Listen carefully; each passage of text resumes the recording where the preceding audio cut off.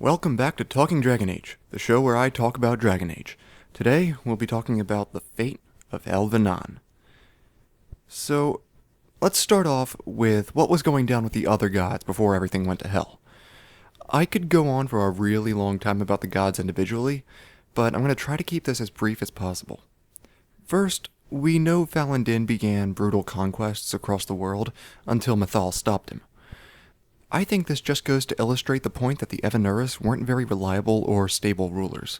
I think if those wars were really a big deal, we would have heard more about it. Speaking of Falon'Din, let's talk about his twin soul, Dirthamen. Dirthamen right now is my personal favorite. We know so little about him, which is perfectly in line with his persona as Keeper of Secrets. And he does have a lot to do with Falon'Din. The two of them are most often depicted as brothers or else very close friends. There's one story about the two of them finding an old wounded deer whilst playing in the woods. I'll post the whole thing in the description if you want to read it, but the short version is that when they found the deer, Falon'Din decided to help it by taking it into the Fade. Dirthamen couldn't follow, for some reason, and spent a long time looking for them. Eventually, two ravens came to him. One was named Fear, and the other named Deceit. They told him that Falon'Din had abandoned him and didn't care for him. Dirthamen told them that they were wrong, and made them carry him to Falon'Din. There he found his brother and the deer, who was now standing and strong, as Falon'Din had released its soul. So, knowing what we know now, I'm fairly certain the ravens were really demons. Dirthamen then bound them to his service, and when Falon'Din took the deer into the Beyond and released its soul, it sounds to me like he really just killed it. I assume this is a story meant to be representative of something else, but I'm not exactly sure what. Something else that really stands out to me about the two of them is inside the Lost Temple of Dirthamen, a temple dedicated to Dirthamen. So why are there a whole bunch of mosaics depicting Falon'Din, and even a few of Fen'Harel, and none of Dirthamen? I could not find a single one for the god that the temple was apparently dedicated to. This really makes me think. It could just be a mistake on the developer's part, which wouldn't be the first time, but if it was intentional, what could this mean? There are a lot of different ways you can interpret these tales, but I have my own theory, and I will read to you a codex found in the Temple of Mythal written by a member of the University of Orlais. Dirthamen and Falon'Din are linked in Dalish legend as inseparable twin brothers. Scraps of elven stories from after the fall of Arlathan, transcribed into Tevinter and recently lent to our fair university, refer to them as twin souls, but draw no family connection. The oldest stories never even name them directly, referring to Falon'Din as Dirthamen's shadow and Dirthamen as Falon'Din's reflection. You can draw your own conclusions about this, but it seems to me that, in truth, they were far from the best of friends. In fact, they were enemies, rivals, opposites, reverses of one another, like Romulus and Remus Cain, and the Undertaker Scar, and Mufasa, and I don't have a whole lot to back this up, so this is more of an idea than a theory. Anyway, aside from them, the next god I want to talk about is Elvhenan. First, she was specifically mentioned in the Jaws of Hakon. Sarah, I don't suppose... I know things. It's Elvhenan. Elvhenan. Ah. Yes! Brilliant, thank you. Oh, that would have bothered me all day. This seemed very deliberate to me, the way they put her name in there.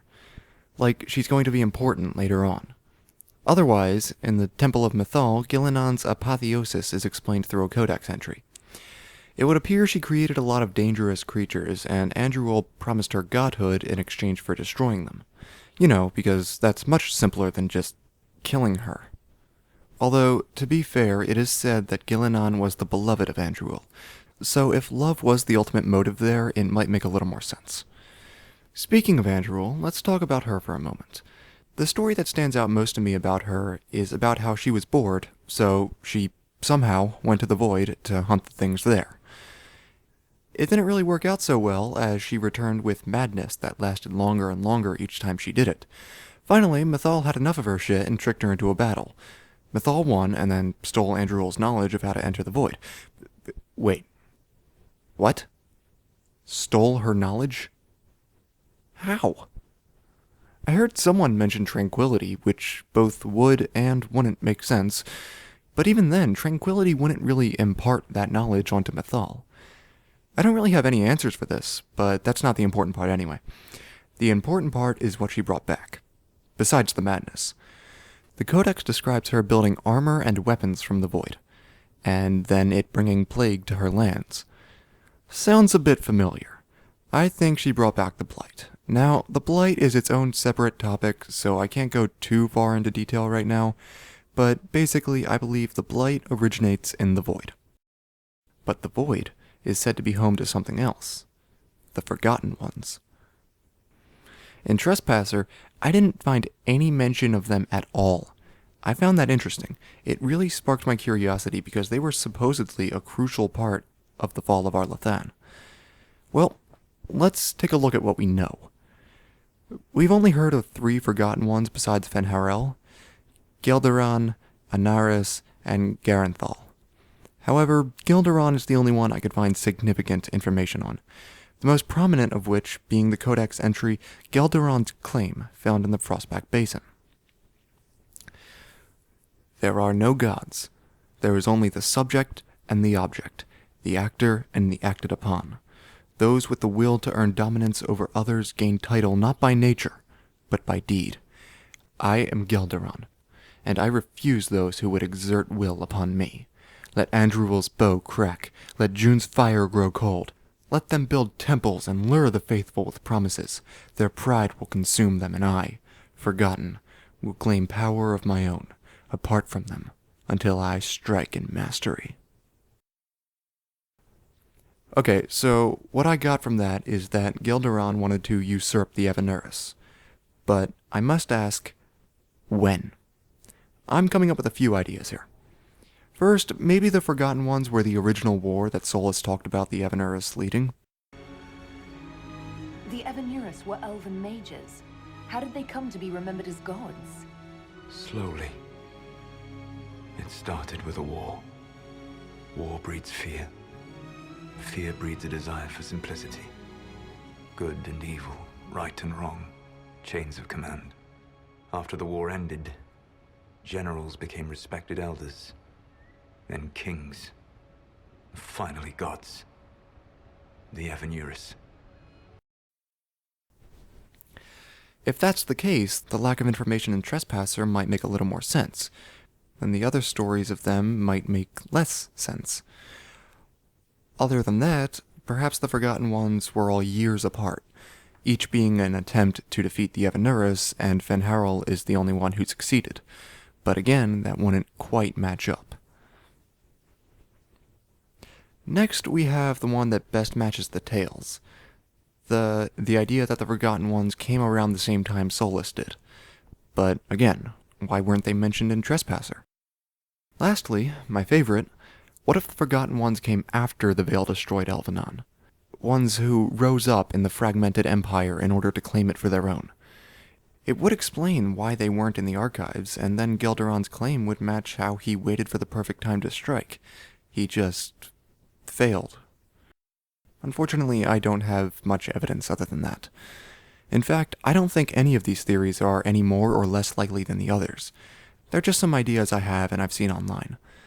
There is one other idea I want to bring up, though. Some of you may know about the Band of Three.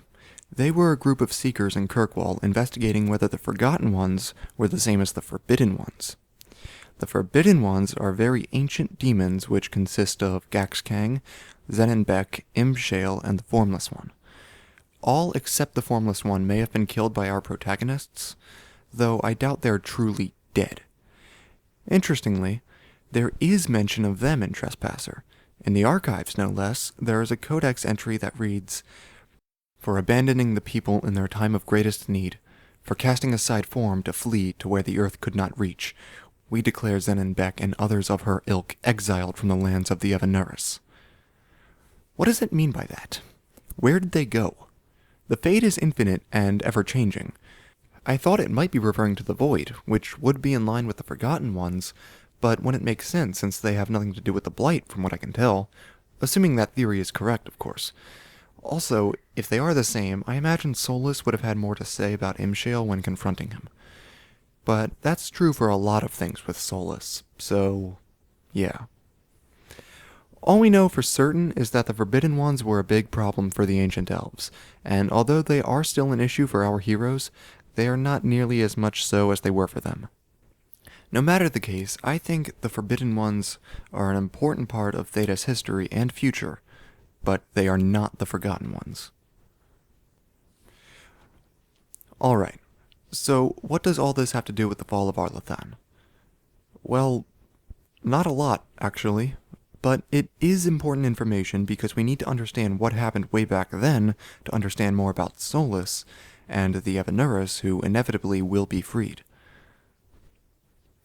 I've already explained a lot of what was going down. The gods were infighting, Mythal was murdered, Solus was rebelling, and the Blight was probably there too, so now we talk about Arlathan. It was the greatest city in Elvhenan. No one knows for sure where it was, but many seem to think it was in the Arlathan forest in eastern Tevinter. I don't think so. In fact, I don't think it was in a forest at all. More on that in a bit. For now, I want to talk about the fate of the city itself. Legend holds that Tevinter used magic to cause the earth to swallow the city like a sinkhole. We know Tevinter didn't do it, but I think there is some truth there. In a codex entry found in the Deep Roads during Trespasser, we learned the ancient elves hunted the Pillars of the Earth, which refers to Titans as confirmed by the Inquisitor. The runes say the Evanuras fought the Titans. They mined their bodies for lyrium and something else. It's not clear.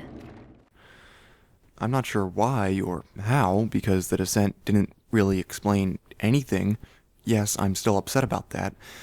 But the point is that they hunted Titans, and so when the Fade was cut off, there was nothing left to sustain the cities. Is this what happened to Arlathan? Maybe, but I personally don't think so, and I will explain why. But first, we need to discuss how Solus actually did it. First of all, I have to talk about this. At the making of this video, on the Dragon Age wiki, someone entered that the gods had orbs known as foci. Okay, I can understand why people would think that, but no. The gods did not have orbs called foci. Look at this. The word focus can be both a noun and a verb. Let's ignore the verb part and look at the noun. Notice, the plural form is foci. That's why Solus says this. Such things were foci, said to channel power from our gods. And they didn't just belong to all the gods, they were dedicated to them. For example, the Well of Sorrows would have been Mythal's. I admit, I am a bit of a grammar Nazi, but that's not why I'm pointing this out. I'm doing this because the DA Wiki should be a place to find reliable information in case you miss something, or don't quite understand something, or need some clarification. If this information is wrong, then that's just going to lead to problems and confusions. I'm not upset at the person who posted this. I can understand the mistake. I just want to clear the air for anyone else who has been confused or misled either by this or what Solus said in that video before. Okay, enough ranting about that. Back to the point.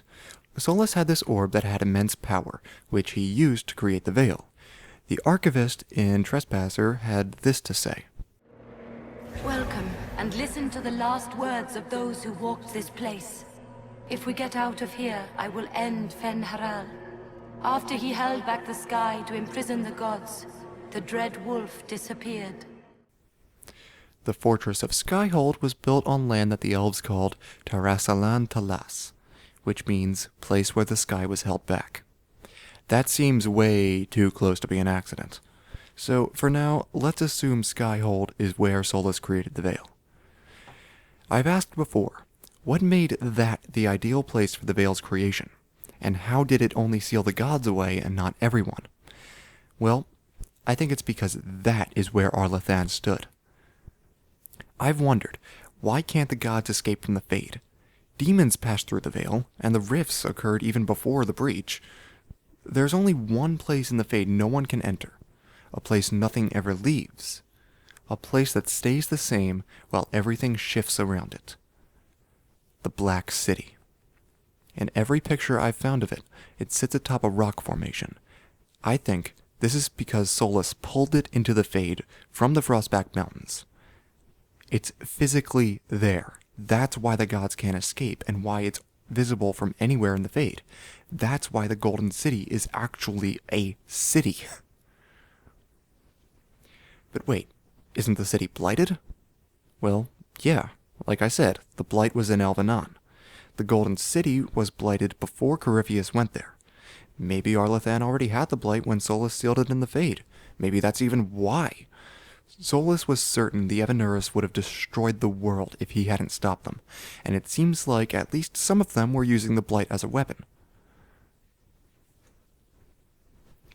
But that's all speculation. The Blight is a much larger topic that is deserving of its own video. The point here is that I think Arlathan is the Golden City, and once sat in the Frostback Mountains until Solus locked it in the Fade. If you guys have any supporting evidence or any counter-arguments, please leave them in the comments section.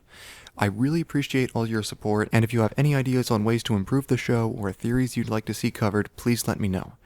That's it for now, guys. Thank you so much for watching, and remember, Tala Nadas.